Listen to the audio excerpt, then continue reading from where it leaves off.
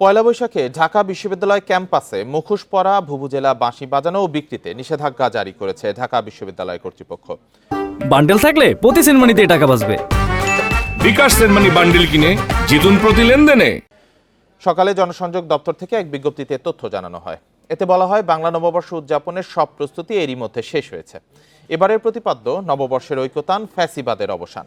সকাল ৯টায় চারুকলা অনুষদের সামনে থেকে শুরু হবে বর্ষবরণ আনন্দ শোভাযাত্রা।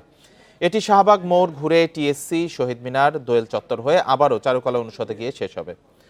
শোভাযাত্রায় থাকছে ৭টি করে বড়, মাঝারি ও ছোট মোটিফ।